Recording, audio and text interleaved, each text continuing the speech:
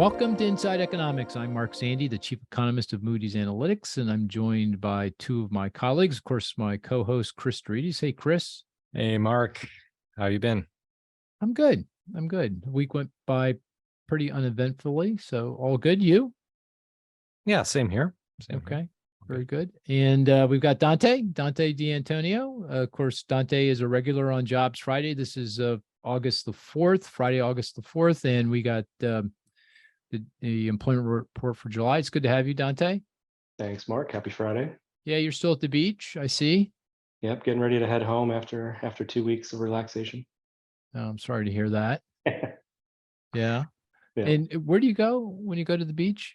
Ocean City, New Jersey. Oh, that's right. Ocean City. I haven't been to Ocean City in many decades, probably. Yeah. Probably hasn't changed in decades. No, not a whole lot. Yeah. It's nice spot to be in. And home prices have come down. Yeah, they have. No. Have you noticed? Have you looked? They're still pretty expensive, but they've come down a little bit. Yeah. I think it's Ocean County, New Jersey, or that's the Ocean. Is that it's a metropolitan area, I think, right? Ocean. I believe so. Yeah. I believe it is. Yeah. And so I was looking at, I think it's down more than 10% from the peak in Oceans. Of course, it's probably up 50-60% during the pandemic. Yeah. I think so. So, yeah. So prices are coming in a little bit. Okay. The jobs numbers. I've got a view, as you can imagine. I'm smiling. That might give you a hint. Chris is crying. That might give you a hint. But I am very happy that we created 187,000 jobs. So. True. Well, we'll discuss what that means for your forecast in a bit here. But before we go down that path, Dante, you want to give us the rundown? What's your view? Just give us the sense of the numbers and what your view is of what it means. Sure. I dare call it a near perfect employment report, given the current world that we're in. Near perfect. As Chris mentioned, we added 187,000 jobs, which is basically in line with where we were last month after revisions. It's a definitive slowdown over the last 3 months, 6 months, 12 months, whatever period you want to compare it to. Job growth is definitely slowing. On a 3-month moving average basis, we're still over 200K, but it's definitely moving south pretty quickly, and it seems like we're likely to be south of that here in the second half of the year. Across industries, I would say that the breadth of job creation is narrowing a little bit. We had a few more industries where you had small losses. There weren't any sort of glaring weaknesses in the report, but you had a small loss in manufacturing, small decline in transportation and warehousing, a relatively big decline in temporary services, which has been a big negative here and likely a sign that things are going to continue to slow and weaken over the next couple of months. On the positive side, healthcare continues to just churn out jobs at a pretty brisk pace, added just over 87,000 jobs this month, which is the strongest it's been in about a year. Construction holding up well in the face of whatever headwinds might exist in the housing market, adding almost 20,000 jobs. Public sector payrolls are still positive. They've come in a little bit, and they're not quite as strong as they've been in recent months, but still adding jobs in the public sector. Leisure and hospitality is weak again. That had been the main driver of growth early in the recovery. That has definitively pulled back, slowed off. Haven't been any job losses, but the gains have slowed to almost nothing at this point. I think if there's one thing that people will sort of stick and look at as a weakness here, it's wage growth. Again, it came in at 0.4% month over month, though the year over year change is still basically stuck at 4.4%, which is where it's been basically since the beginning of the year. So it's not reaccelerating, but it's also not coming in rapidly as we might hope. On the household survey side, I guess you could call it a negative that the unemployment rate fell in this environment. It ticked down to 3.5%. I'm not sure that I read a whole lot into it. It fell for the right reasons, at least. The labor force is still growing. It's just that household survey employment was a little bit strong again. So I don't think there's anything too negative there. All of the participation measures, employment to population ratios were all either flat or up slightly, which is again a positive sign that workers are still coming back to the labor force. So all in all, it's another positive report, just like it was last month. I think it's hard to find too much negative in the numbers that we got. Great, yeah. So the only blemish that you pointed to was wage growth, the growth in average hourly earnings, which kind of seem a little stuck here at year over year around 4.4%. That's right. And just to give people context, what do you think it should be? I mean, if it was ideal, what would it be? Yeah, I mean, I think there's some debate. I mean, we've long said 3.5%. If you assume 2% inflation and you assume sort of long run productivity growth at 1.5%, that would say we can sustain 3.5% wage growth. I think there's obviously some wiggle room there. Do we actually think 2% is the inflation target? Do we think the Fed's comfortable with something a little bit higher than that? Do we think productivity might be a little bit stronger than 1.5%? I don't want to get Cris too excited. So if you think there's any wiggle room on inflation and productivity, maybe 4% wage growth is sustainable, maybe something slightly above that. So I think there's not a definitive that says we have to get back to 3.5%, but we probably need to get a little bit closer than we are now. Yeah. Just splitting hairs just a little bit, but I want to do that. You say 2% inflation plus 1.5% productivity growth gets you to 3.5%, and that would be consistent with the Fed's target. Should we be using 2%, the core PCE, or should we be using CPI, the Consumer Price Index, which would be 2.5%, add 1.5% for productivity growth, which gets you to 4%. And if that's the number, is that really different from 4.4%? Given we know there's so many measurement issues here with regard to this particular wage series. Do you have a view on that? I wouldn't argue against it. I mean, I think 3.5% is the lower bound of where we possibly need to be. I think if anything, the lower bound. Right. I think we can sustain wage growth above that in all likelihood. I think, that's definitively as low as we would need to get. I think we can probably sustain something slightly higher than that. Right. Cris, what do you think about what I just said? I mean, this feels very in the weeds, inside baseball economics, but what do you think? Because everyone says 3.5%, and I'm wondering, well, exactly why 3.5%? Well, I think it comes down to which series you're talking about as well, right? Because the average hourly earnings, as well, we know, has its own issues in terms of measurement. So is 4.4 really the growth rate here? ECI, other measures might be a little bit higher. So but if you're asking, does it need to be 3.5? If it was 4, if we were under 4, I think the Fed would be comfortable with that, right? I don't think that's, to your point, that they're 3.5% is kind of this soft bogey. It doesn't, if it's below 4 and not accelerating, then right. I think so. I think if we're anchoring towards a number, it's 4, and then underneath that, then the other factors. Okay, let's take a closer look at the productivity, which is very hard to measure at the moment. I don't know if we'll get into that. But, we will. Yeah, I'd like to do that. Yeah. And then the wages, there are lots of factors here. So but you're saying if we've got a if we've got a 3 handle on whether it's 3.9 or 3.5, good enough. You're going to use the Wall Street lingo here. Okay. Yeah. I guess so. Oh yeah, right. Yeah. All right. Well, we are Wall Street, my friend, aren't we? No, I thought we were suburban Philadelphia. No, but we're Moody's. We're Wall Street. We define Wall Street. We are all right. Wall Street. All right. I think.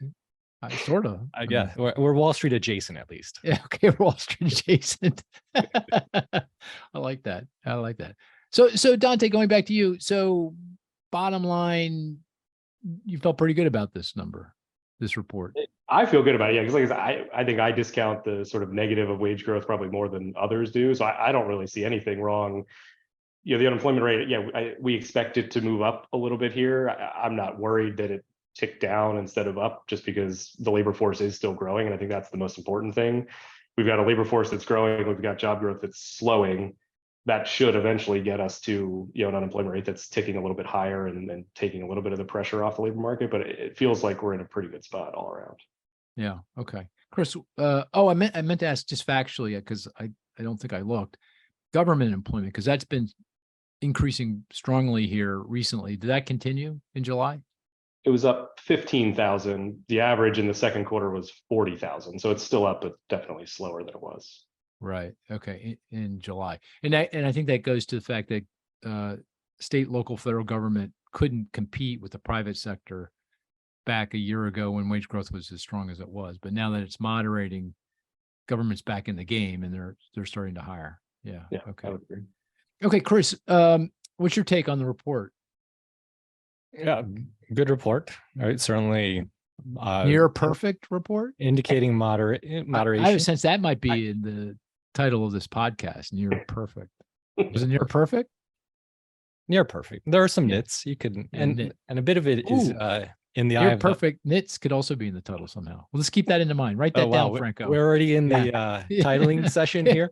I'm on a roll here with the title. So go ahead. I don't think our listeners realize the Pain and that we go suffering. through to come up with a That's title right. each week. But That's right. I They don't don't want to expose know. them. I hope they appreciate the titles of these podcasts because goodness knows there's a lot of sweat and blood that goes into those titles. Oh, geez. Anyway, Yeah. go ahead. Go ahead. But What do you, yeah, overall good report. Again, there may be some nits, but some of those can be really in the eye of the beholder, right? You can spin that in some different ways, right? So I saw that part-time workers for non-economic reasons is actually up from last year, right? So is that people voluntarily choosing to work less, take a part-time job? Or is it people who are forced to because they don't have childcare? Or I guess that would be for economic reasons. But right. how much of this though is truly the choice versus the offering of the labor market itself? Right. Right. Wages are higher, so maybe I don't need to work as much. So I don't know. You can find some of these. Dante, I don't know about you, but that was his nit. I mean, no, or he's really stretching. Another one I say that's like a I don't even know what I would call that. All right, so another one, multiple job holders is up. People working both full-time and part-time or 2 part-time jobs is up versus a year ago.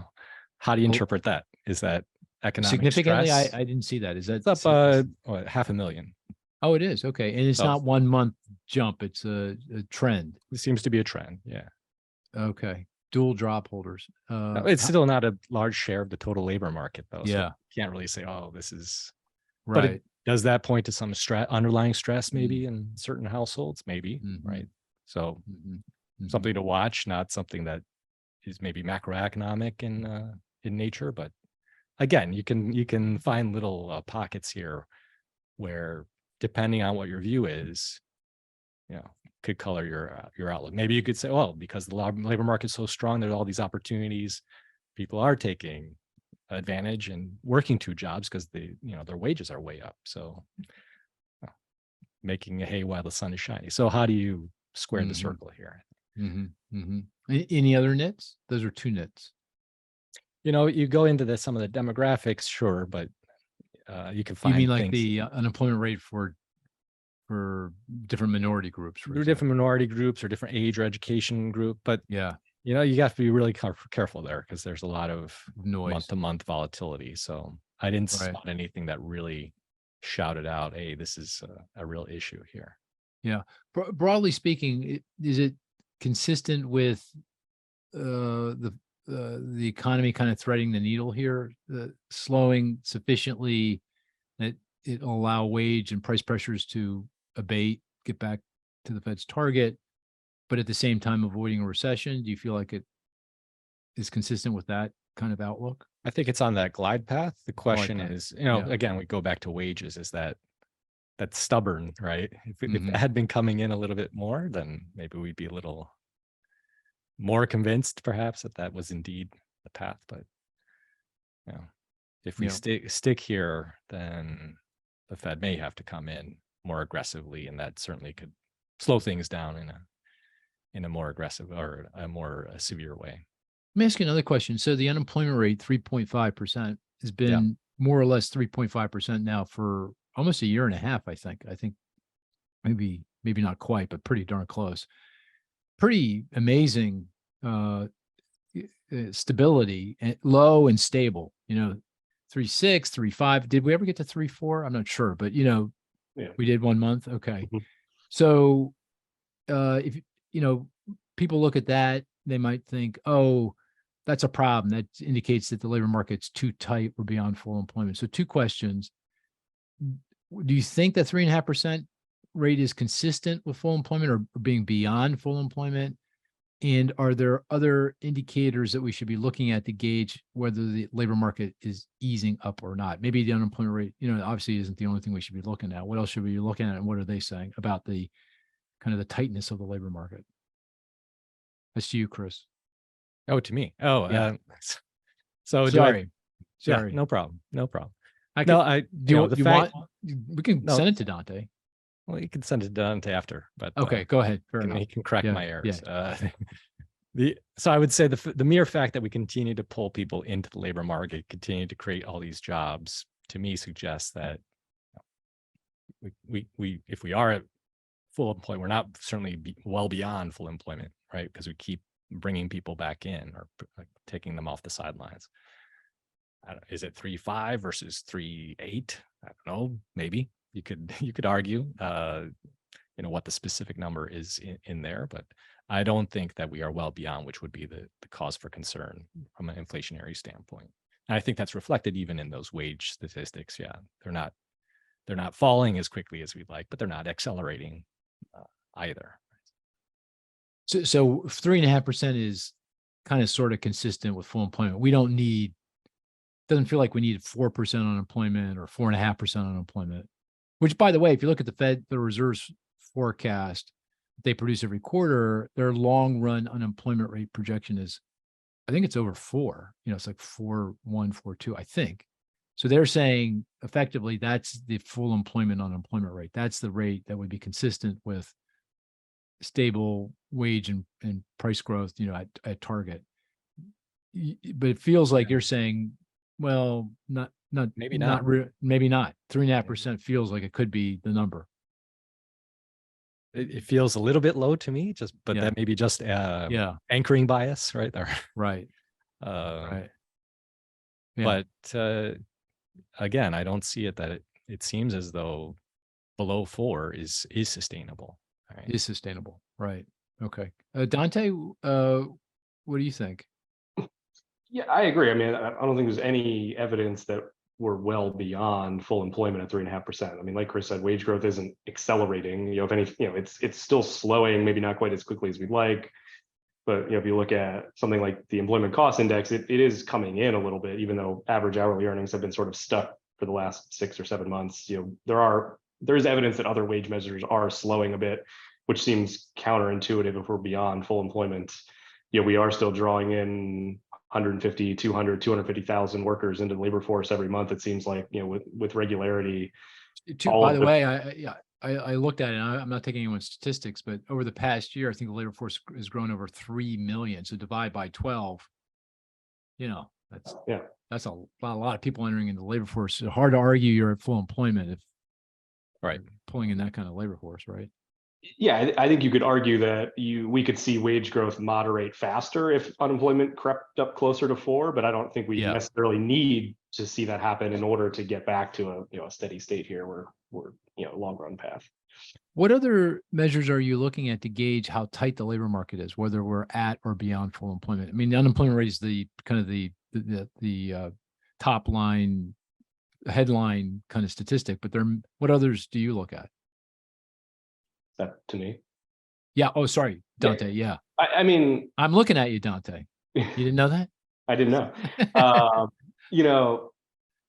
mean, if you look at any, layoffs, it's surprising how well things have fit together, right? I mean, we saw this uptick in layoffs, but they've come in with job growth still slowing, which seems like an unlikely outcome, right? But it's because hiring has also slowed. Everything sort of seems to be just gradually pulling back. If we were in this overheated labor market, you'd imagine there was a bigger fight for workers and bidding up of wages, and it just doesn't seem like in any of the measures that's happening. It seems like we're drawing in enough workers to sort of satisfy needs, and things are sort of coming back into normal. I think it took a little bit longer after the pandemic for all of that to happen than we maybe initially thought, but it feels like everything is sort of coming back into a long run sustainable path. If you look at quits returning to normal, hiring slowing at the same time that layoffs are easing, it just feels like everything is fitting into a nice, sort of stable pattern. Yeah. Okay. Well, I think near perfect is a good description. It's not perfect, right? Because wage growth is still elevated. Even by my effort to get the target up, we're still above, any target that you might have, consistent with a 2% inflation number that the Fed's focused on. So I don't think it's perfect, but it is near perfect. Job growth is strong, but it is steadily moderating, moving in the right direction. It's now consistent it's growing less than the growth in the labor force. Labor force is growing more strongly. It feels like the labor market is slowly but surely easing up, despite the 3.5% unemployment rate. And I think you can see that in a number of statistics, some of which were in this report, some in the JOLTS survey, the job opening labor turnover survey report we got earlier in the week. Now, that's lagged 1 month. The data we got today for employment was July. The JOLTS is for June, but provides a lot of insight into the underlying dynamics. You mentioned hiring. I think that's the way businesses are responding to kind of the weakening in demand for their goods and services. They're saying, I'm not going to lay off workers. I don't want to do that because it's going to be hard for me to find new workers and retain the workers I have. So I don't want to lay off, but I can pull back on my hiring and be less aggressive in my hiring. So the hiring rate, the number of hires as a percent of the labor force I think it's back pretty close to, even lower than what it was kind of in the pre-pandemic period in the tight labor market before then. The other thing that it appears to be going on, and this is kind of interesting, is they're cutting back on hours. That's the one thing you didn't mention, I don't think. Hours worked per week declined in the month, and they're now kind of sort of below where they were pre-pandemic as well. And it feels like that's the other way businesses are responding to the weakening in demand. Again, not laying off workers, but allowing the hours worked per worker to start to come in.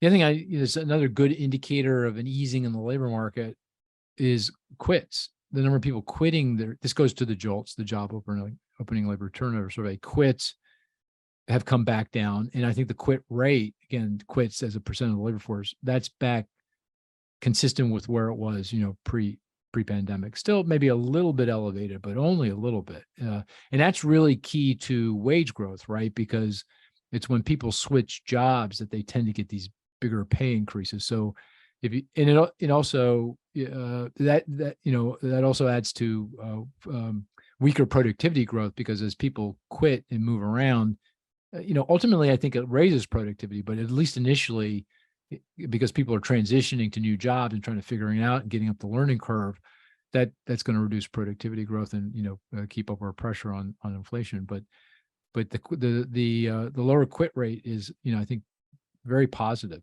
Another indicator that things are kind of easing up. So it feels like businesses are responding to the weakening in demand for their goods and services, but they're doing it in a way that doesn't entail layoffs. And if you don't get layoffs, I think I've said this a few times before in these podcasts, hard to see a recession, right? Because I think you need those layoffs to really spook people, consumers, have them pull back on their spending. And ultimately that's what you need for an economic downturn. If consumers keep on spending, doing their part, you're not going to have a recession because they're such a big piece of the pie. Does that all make sense? Chris, did I say anything that you would disagree with there or push back on? No, it looks, again, the trends look favorable. One other statistic I can throw out, the temp help hiring was down this month as well. You might view that again as another, I think Dante mentioned that. Yeah, right. Another indicator. Right. Yeah. Dante, any pushback on what I just said there? No, I think all of that makes sense. I mean, the hours point is a good one. If you look at the the index of aggregate weekly hours, it was down again this month, and it's been down a few times in the last 4 or 5 months. So even though we've been adding jobs at a steady pace, some of that is being offset by those reductions in hours. Now, I've got a question that is, again, pretty deep into the weeds, but and you may not know the answer to or have a sense of it, but I'm going to ask anyway. And then I'm going to turn it back to you and see if you've got any questions that you want to pose to the group that you're saying, this just bothers me. Can someone help me figure it out? If you've got any of those questions. My question goes to the labor force. and the strength of the labor force in the context of a stable labor force participation rate. So if I look at the participation rate, the percent of the labor force that's, out there looking for work or working, it's flat as a pancake, 62.6%. That's, it's down from its pre-pandemic 63.3, but that I think is what you would have expected to happen with or without a pandemic, just given the aging out of the baby boom generation. You'd see a decline in participation rate. And it's, roughly where we thought the participation rate would be. If you go back and look at our forecast for this time prior to the pandemic, I think it was exactly 62.6%. So it's sticking to the script. But yet we've seen this big pickup in labor force, which means, doesn't it, that the growth in working age population is strong? I think that's the simple arithmetic. Correct me if I'm wrong. And if I'm right, what's going on there? Why are we seeing, what could be explaining that? Why are we seeing more working age population growth? Dante, I'll turn it to you, because you look at these. First of all, is that a reasonable question to ask? I mean, is that perplexing? I know you probably didn't notice that, but now that I pointed out, do you find that a perplexing development? Yeah, I mean, I think there's two possible explanations, I think, off the top of my head. I mean, the one you made, I think, is fair, that you've got stronger than expected growth in the actual working age population. I think you still have some offsetting effect of weaker participation for, non-prime age, so 55 and over workers, but you've still got modest increases in participation for prime age workers. They're at 20, 25-year highs in most cases. So I think some of that, you've got the top line participation that's been holding steady for 6 months or so. And some of that's been an offsetting there, where participation among older workers has stayed weak, but you've gotten this uptick in participation amongst prime age workers. So I don't know that it's the increase in population that's driving it, or just an increase in participation amongst those younger workers. I think the prime participation rate, it actually was down a little bit this month, but it's a couple tenths above it was pre-pandemic. If you look at the prime employment to population ratio, that's the highest that it's been since the early 2000s. Yes, I think some of it's an offsetting effect, where you've gotten this really strong participation amongst prime age workers that I don't know that we're necessarily expecting to see that hitting new highs here at this point. Yeah, the other interesting thing I noticed in looking at the growth in working age population, you can look at it in terms of native born versus foreign born. You go back a few months ago, I'd say 6 months, 9, 12 months ago, you saw a really substantive increase in foreign born workers in the labor force. That has leveled off. And more recently, in the last few months, it's native born, which is kind of sort of interesting. Yeah. Any comment there? It's just an observation. Yeah, I would agree. It's interesting. I don't know that I have a good explanation for why it's happening, but yeah. Okay. Go ahead, Chris. I'd throw out, just to be a little cautious with the data itself again. Measurement errors, I think, could be measurement differences. Let's call them. Right. I think even in the census, we suddenly discovered there were more younger folks than we actually estimated prior. So, just be cautious, of course, when you're looking at this data. Generally, that's what happens when I have a question I can't answer. The answer is it's not really happening. It's data. It's a data problem, and the data ultimately gets revised, and you go, okay, now it makes sense. Now it makes sense. And even in the employment, I don't know if Dante mentioned it, but there were some revisions in the past 2 months of employment, right? Downward revision, right? So consistent with some of the observations we've made in previous podcasts, that the labor market just looked too strong. I think we're buying back some of that now. So still strong, but maybe not quite as strong in terms of employment growth as we thought a couple months ago, or we saw a couple months ago. Right. And just to reiterate something we've said in previous podcasts around the jobs numbers, we've got these big benchmark revisions coming. That once a year, these data, the payroll data that we're referring to, the survey of businesses, gets so-called benchmark to actual employment counts based on unemployment insurance records. They do this once a year just because it's such a computing requires a lot of computing resources, and they don't do it every month. So it feels like that when we get those benchmark revisions, we might get some further downward revision to the employment growth we've been observing. So employment growth is slowing, but it may have even slowed more than we think it has once we get all those revisions in. Yeah, and we're going to get a read. We're going to get a read on that, aren't we, Dante? Here pretty soon. The preliminary estimate of the benchmark comes out later this month. So by the time we get the employment report next month, we'll have that data in hand to be able to talk. I'm really curious to see what that says. Yeah. Hopefully it doesn't change the picture. Oh, we're in recession. That would be bad. No, it's not going to do that. But anyway, okay. I did want to talk about the other. We were focused obviously on the job market, labor market this week because we got a lot of labor market data. The other data point that came out was around productivity growth, and I want to talk about that. I'll come back, but I want to come back to it. Let's play the statistics game, and then we'll come back and talk about productivity. So the statistics game is we each come up with a number, a statistic. The rest of the group tries to figure it out through questions, deductive reasoning, clues. The best statistic is one that is not so easy. We get it immediately, not so hard that we never get it. And it's apropos, hopefully, to the topic at hand. It doesn't have to be. It could be a recent statistic as well. But obviously, the job numbers are top of mind. So with that, let me turn to you, Dante, first. What's your statistic? Let's go with 4.1%. In the jobs numbers today? It is not in the jobs numbers today. Going off in the JOLTS report. Not in the JOLTS. No. Oh. Okay. Now he's digging deep. In the productivity numbers?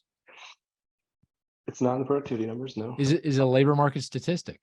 It's not directly labor market related. No. Oh, okay. Head fake. Yeah, threw us off the track here. Yeah. I think Dante, I think labor market. So. Yeah, absolutely. I'm mixing it up. Nice. Nicely done. Okay. Thank you. Thank you, Dante. Is it an inflation statistic? It's not inflation, though. Oh, geez, Louise. Oh. Is it a government statistic? We got to go back to basics here. It's not a government statistic. Oh my gosh. It's a Moody's Analytics statistic. Oh. I want to say CMBS delinquency rates, but that sounds like can't be that, right? Is it from the Survey of Business? No. It's a number we just rolled out this week. I know what it is. I know what it is. You've used it against me before. It's the tracking estimate for GDP in the third quarter. That's right. We just rolled out the initial estimate for third quarter GDP is 4.1% annualized. And that's actually in line with, I think the Atlanta Fed's GDP tracker was at 3.9% in their initial estimate. So they're roughly in alignment. It's early. Obviously, it's not based on a ton of data, but explain what this tracker is. What is it?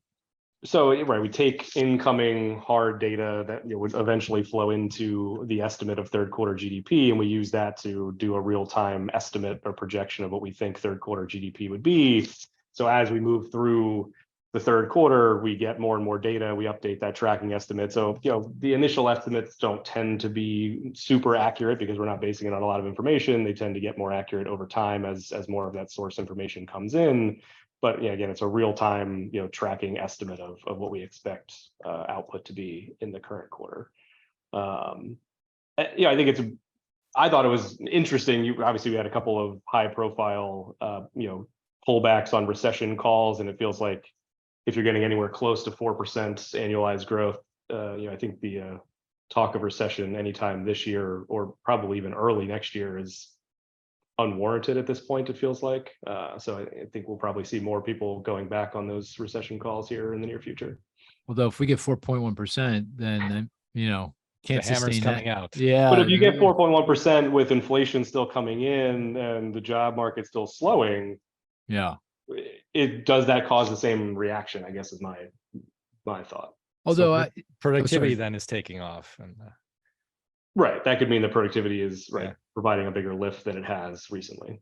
But the reality is this is early days. We don't have many hard data, as you say. So this is based on very little.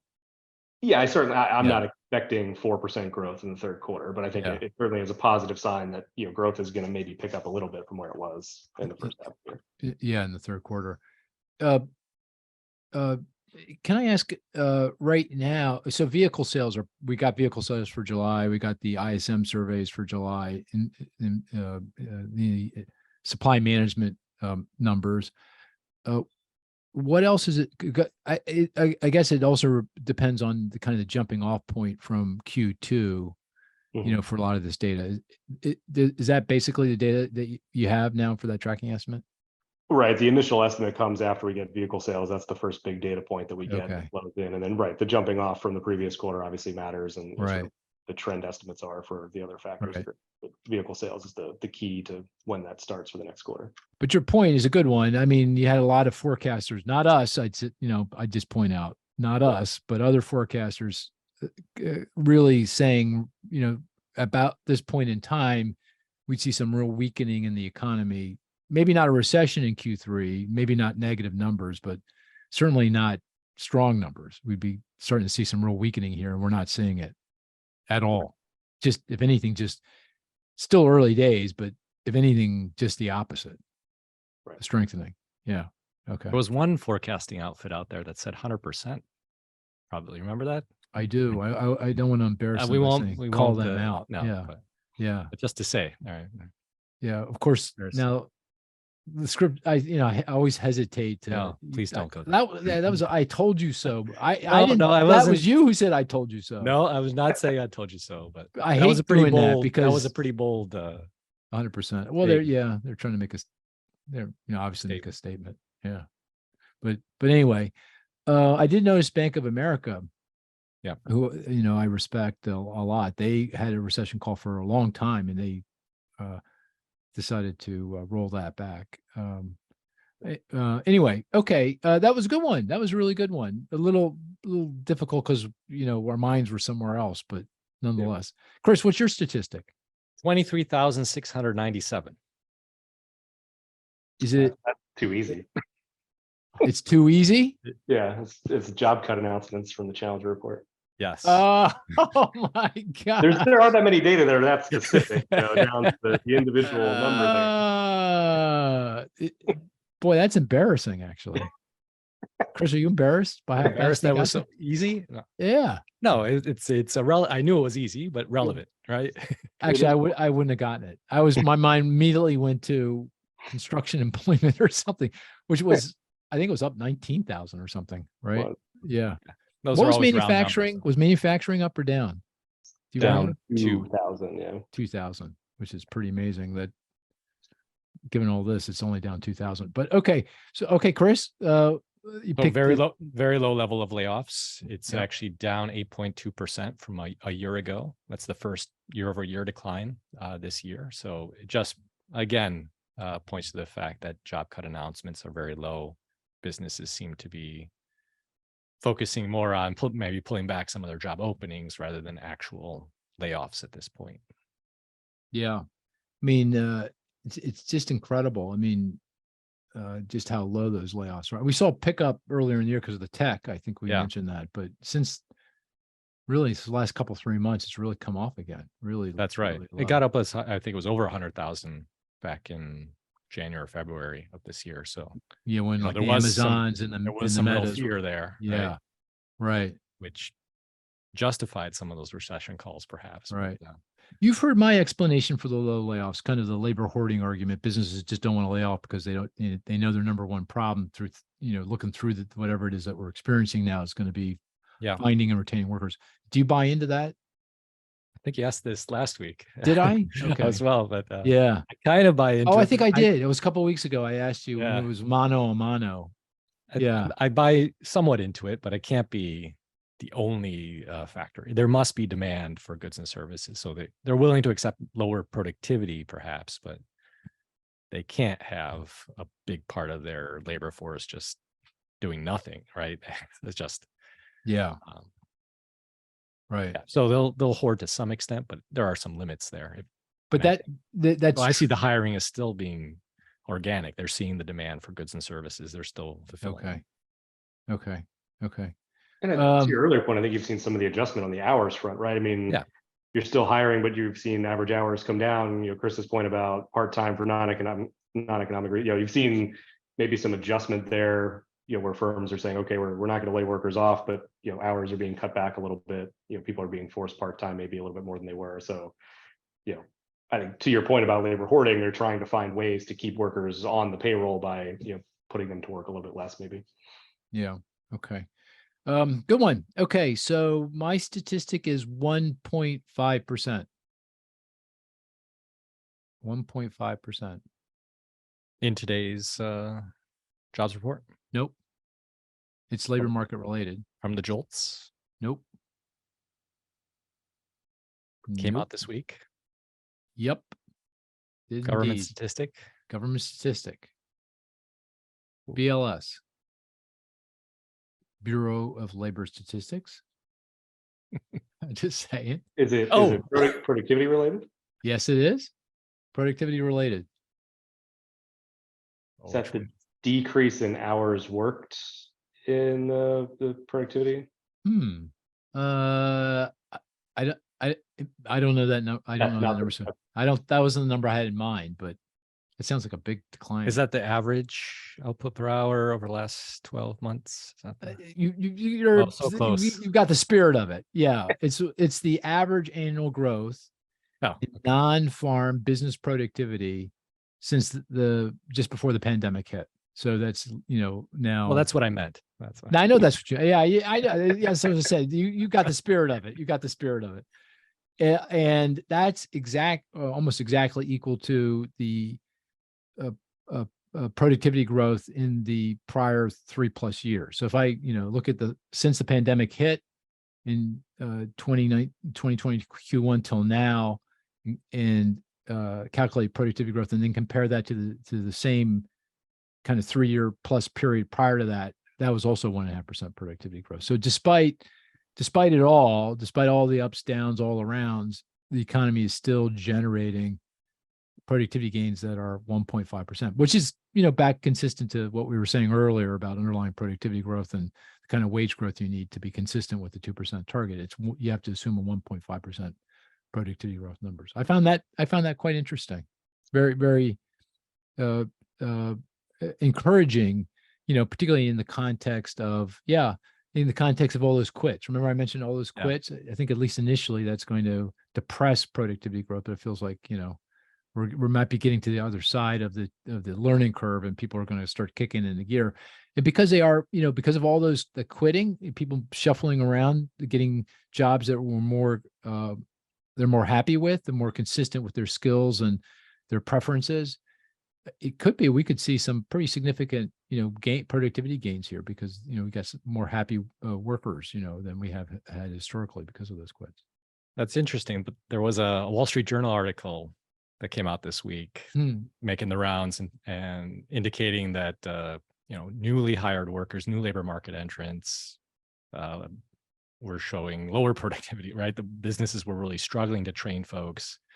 They attributed it to remote work, certainly, as well as just the pandemic itself and decline in education during the pandemic. So maybe it's industry specific, right? If we're thinking, I think this article focused more on restaurants, retail, just how do you work to register, how do you manage your schedule and whatnot. So, well, typically when you have a tight labor market, productivity growth does start to decline, right? Because you start hiring workers that are of lesser skilled, less experience, have other issues, and productivity does start to suffer.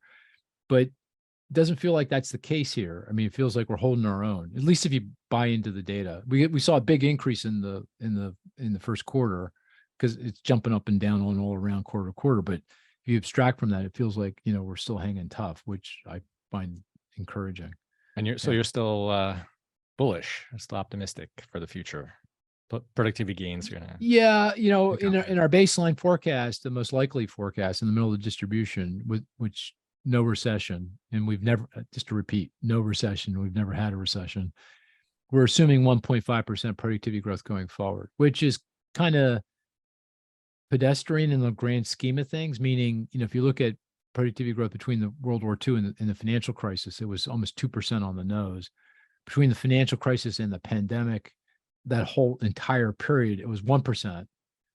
In a few years right before the pandemic, it got back up to 1.5%, and that's where we've been since the pandemic. So it feels like we were at 2, we went to 1, we're now at 1.5, and that's what I'm assuming, because I just don't know really. There's so many cross currents here that we were just, those things we were just talking about are cross currents, and that's not even bringing in things like artificial intelligence and AI and the strong investment spending that's going on right now among businesses. How's that all going to play out? But we're kind of punting on that, at least so far, which I think it's hard to do otherwise, right? I mean, I think at this point, right? Yeah. Dante, still negative. Yeah, I would say I'm still bearish. I don't think productivity growth is going back to 1%, but I'm not sure that we get to 1.5%, over the next couple of years. I think maybe it's a little bit weaker than that. I'm still a little bit pessimistic, I guess. And Chris, I forgot you. This is kind of the yin and the yang of the productivity debate. Dante's the yin, meaning negative, and Chris is the yang, the positive. Is that right? Oh, that's right. Right. And so, if you were, I mean, if you, we have the 1.5%, I'm kind of splitting the differences between the yin and the yang. What would you say, Chris, would be more likely? Something closer to 2, back up to 2 over the next few years? Maybe next 5 years? 1 3/4. 1 3/4. Yeah. So, and Dante, you'd say 1 1/4? Yeah, I think that's roughly where I'm. Okay. So I'm going to say 1.5, and it's 1.5. That's how we do the forecast. So that's 1.5%, 1.5% reasonable, right? Reasonable. Have you seen though? The Goldman Sachs came out with a study on AI, and they were arguing that it's a game changer. That it's like electricity or the internet in terms of what it means for productivity. So it's going to add 1.5% per annum to growth. So we're now 1.5. We're going to get another 1.5. We're going to therefore be at 3 over the next 5-10 years, something like that.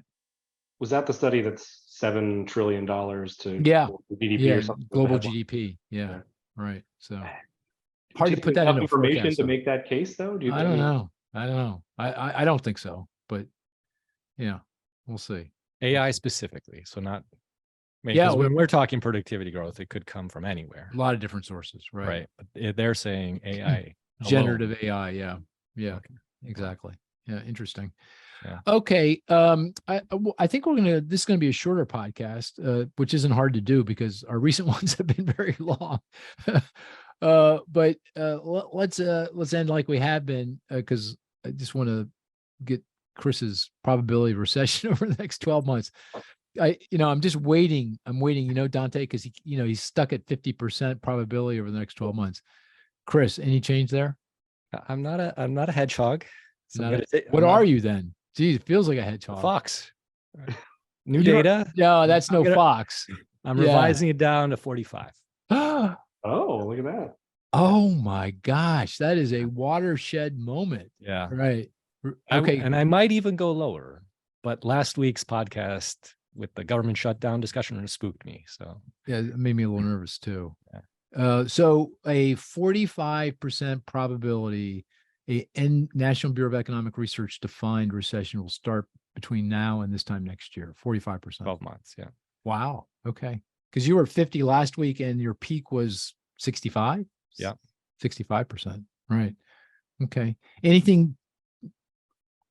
The employment report must have moved you in that direction. Was that the thing that pushed you over the line? Yeah, and the layoffs, and I'm not seeing the. Yeah. Okay. Yeah. Okay. Very, very good. That's a watershed moment. Dante, where are you? So I think last month I was at 40%, which was down a bit from a few months ago. I think I've probably spent too much time with you recently. I would lower that probably to 1/3 now. Oh, okay. Call it 30%, call it 35%. I'm going to split the difference and call it 1/3 to make it easy. But I have influence. You have, yeah. Ooh, because Dante and I were traveling together out west visiting clients, and and he heard my talk a number of times. Let's put it that way.